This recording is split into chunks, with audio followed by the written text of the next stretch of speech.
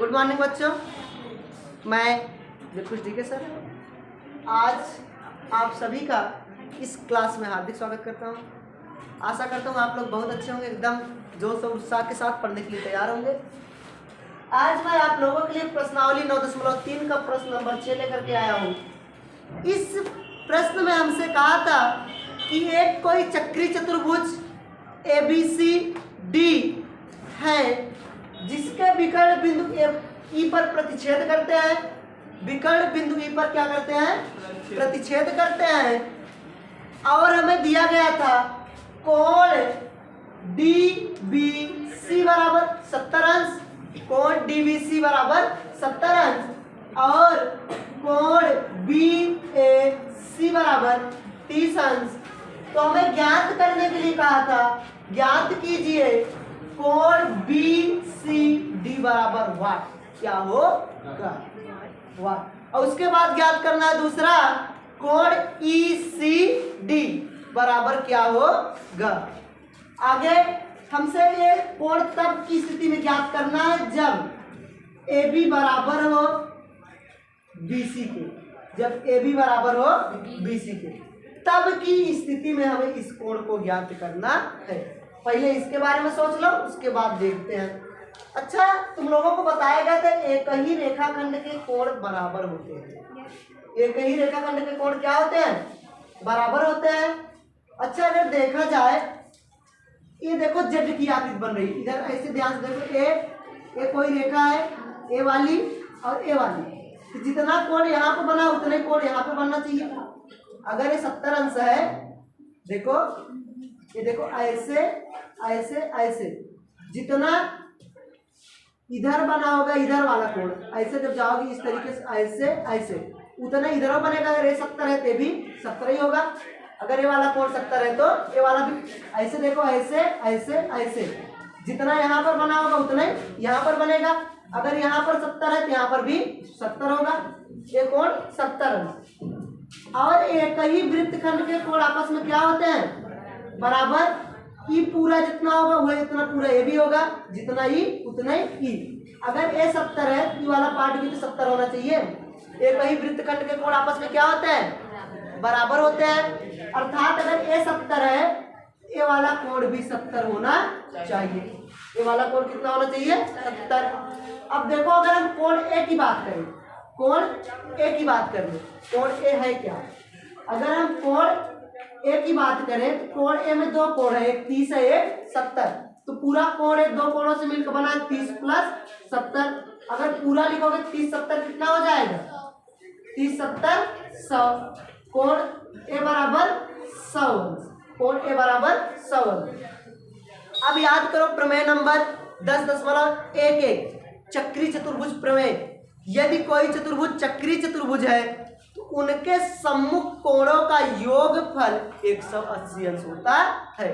अगर कोई चतुर्भुज चक्री चतुर्भुज है तो उनके सम्मुख कोणों का योगफल क्या होता है? 180 अंश। अब हमें प्रश्न में बताया गया कि एक चक्री चतुर्भुज है। अगर चक्री चतुर्भुज है तो इनके सम्मुख कोणों का योगफल कितना होगा? 180 अंश। अगर कोण ए और हम कोण सी को जोड़े तो कोण ए + कोण सी बराबर 180 अंश। यहां से लिखोगे अर्थात प्रमेय नंबर 10.11 से, प्रमेय नंबर 10.11 से 1 यही कहती है कि यदि कोई चक्री चतुर्भुज है तो उनके सम्मुख कोणों का योगफल 180 अंश होगा।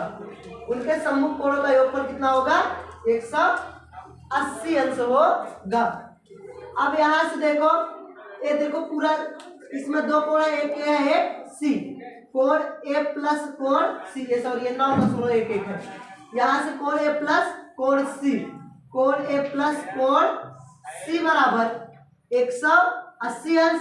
कोण ए का मान अभी अभी हम निकाले हैं 100 अंश, रख दो ए के स्थान पे 100, इधर प्लस कोण सी बराबर 180, ए प्लस इधर जाएगा माइनस, कोण सी बराबर 180 माइनस 100। अगर घटाओगे तो कोण सी बराबर निकल के आ जाएगा 80 अंश। कोण सी का मान कितना आ गया? 80 अंश। ये पूरा कोण कितने का है? 80 अंश का है। 80 अंश का होने का मतलब इधर से देखो सी, बी सी डी, चाहे इसको सी लिखो चाहे पूरा बी सी डी कर दो, जो कोड की चर्चा करते हो बीच में। तो देखो सी इसमें बीच में सी निकल के आ गया, सी का मान कितना आ गया पूरा 80। पहले कोड का पहले प्रश्न का हल हो गया। दूसरा हमसे कहा यदि ए बी बराबर बी सी हो, यदि ए बी बराबर बी सी हो, अर्थात ये दोनों भुजाएं एक दूसरे के क्या हो, बराबर हो। बराबर होंगी दो भुजाएं अगर बराबर होंगी, समबाहु त्रिभुज समद्विबाहु त्रिभुज होगा, समद्विबाहु त्रिभुज होगा, और समद्विबाहु त्रिभुज के कोण भी आपस में क्या होते हैं, बराबर होते हैं। अगर ये 30 अंश है, 30 कोण चौड़ाई भी तो 30 अंश होगा। अगर ये 30 अंश, ये भी कितने अंश का, 30 अंश का होगा। देखो ये समद्विबाहु त्रिभुज है, इनकी ये प्रश्न में दे दिया है कि ए बी बराबर बी सी। अगर किसी त्रिभुज की दो भुजाएं बराबर हुई तो वह समद्विबाहु त्रिभुज होता है। समद्विबाहु त्रिभुज अगर जितनी भुजाएं बराबर उतने कोण भी बराबर होते हैं। अगर ए 30 अंश का है, ए भी कितने अंश का होगा, 30 अंश का। अब देखा जाए कोण सी में दो कोण है, एक कोण है 30 अंश का, दूसरा कोण है ए सी डी या ई सी डी, यही सुना लो थोड़े से। ये वाला एक कोण है, एक कोण ए वाला है और एक कोण 30 अंश है। अगर कोण सी में देखा जाए तो दो कोण है, कोण सी बराबर, यहां से देखा जाए कोण सी में, तो कोण सी में दो कोण है, एक 30 अंश का है, एक 30 है, और दूसरा ई सी डी, ये नन्ना सा भाग, ये जो है ये वाला एक कोण है, एक कोण ए। यहाँ से 30 प्लस इसको जोड़ लो, कोण ई सी डी, ई सी डी। अब देखो सी, कोण सी बराबर कितना मिला है, 80 अंश। कोण सी वैसे कोण सी का मान पूरा कितना है, ये वाली पूरी वैल्यू 80 है ना, कोण सी के स्थान पर 80, कोण सी का मान 80।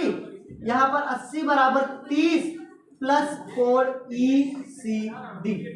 अब देखो यहाँ से 30 प्लस है, 30 क्या है प्लस, इधर आएगा माइनस, 80 माइनस 30 बराबर कोण ई सी डी। 80 में से 30 घटाओ, 0 में 0 गए 0, 8 में से 3 गए 5 बराबर कोण ई सी डी, या कोण ई सी डी बराबर 50 अंश। यही तो हमें हल करना था, हमें ज्ञात करना था कोण ई सी डी और कोण बी सी डी। तो बी सी डी तो हम डायरेक्ट सी ज्ञात कर लिए, वो है 80 अंश। अभी अगर 30 हो गया, 30 80 में से 30 घटा दो 50। अगर एक 30 है और पूरा 80 है, जिसे मान लो तुम्हारे पास पूरे 80 रुपए हैं और चले गए चाउमीन की दुकान पर और चाउमीन की बजाय मंचूरियन खा ली, तो 30 रुपए देना पड़ जाएगा वहां पे। जब 80 में से 30 दे दोगे तो बचेगा कितना, 50। अब पता लगा मम्मी घर 60 रुपये की सामान मंगाए थे, 10 रुपये कम हुई हो, तो घरे जाके बाप पिटाइए हो। लेकिन यहाँ पे ऐसा नहीं है, अगर 30 निकल गया कितना बचा, 50 अंश। सिंपल सा प्रश्न था, एक बार अच्छे से देख लो। मिलते हैं अगले वीडियो में।